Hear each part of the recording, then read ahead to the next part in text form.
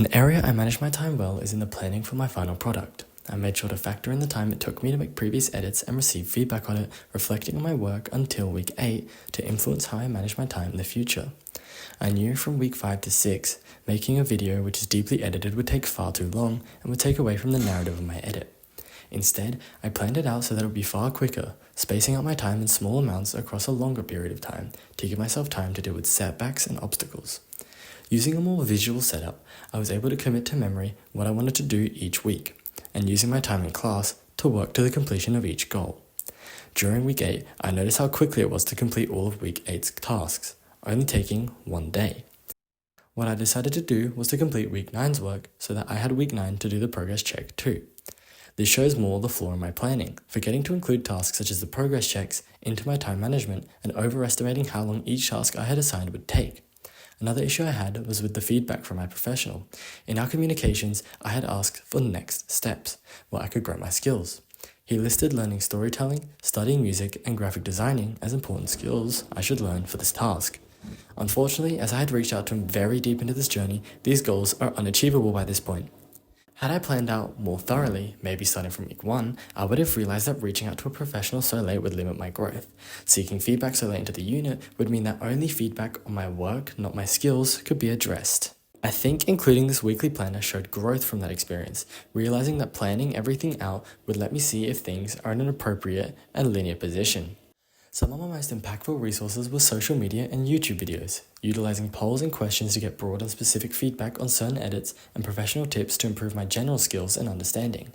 For the most part, social media gave feedback on what visually looked best, but also in applying and learning skills I would later use for storytelling. Here is some feedback from polls, and here are some from the questions.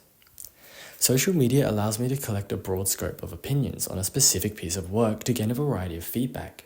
I used it in 2 different ways. The first way was to receive more specific feedback on one aspect in the poll, and the question gave me a broad range of feedback, not influence but what I think should change. I could definitely improve on the use of social media as a resource to excel my editing, perhaps even joining specific editing group chats and getting a more professional or skilled opinion across a wider range of people with the same interests as me and live streaming to them for their advice in real time. I use YouTube videos to gain professional tips in a visual format to best understand how an effect can be used effectively. For example, I learned the skills of killing your darlings, cutting for emotion, and show don't tell.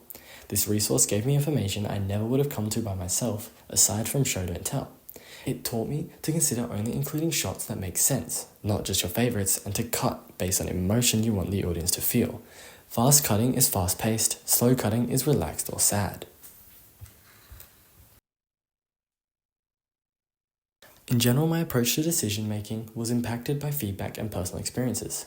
I looked over my previous edits, similar to what I wanted to make, looked at what worked, what I could improve on, and what I should scrap. I also took in feedback from others to decide these things as well. A piece of evidence that clearly shows this is my large edit timeline, in which I went step by step in styles and techniques, after each edit pointing towards where I wanted to go next and why. I took notes based on my reflection and on feedback, which influenced my decisions going into the next edit. Discernment was one of my main focuses when passing judgments, utilizing this edit timeline to reflect on where to go next. In each edit, I asked myself, what do I want to go to from here, which has caused me to continuously improve over each edit. I think where my decision making could improve is through a broader scope, not just retrospective and prospective experiences and feedback influences, rather considering external sources, such as doing prior research on what skill I want to try to see if I can actually attempt it or if it's something I hadn't considered using.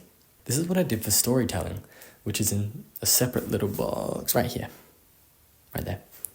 This is what I want to do for storytelling, which made my decision more precise on what I wanted to do and improve on faster, whereas in the other edits, I was more treading through mud to learn skills.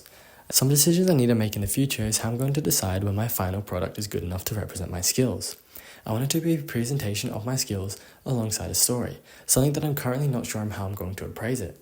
I believe from my prior experiences in decision making, coming up to the completion of my final draft, I'll look over my past works to see if there's some areas that I didn't tap into, bits of knowledge I had forgotten to include that fit within the edit.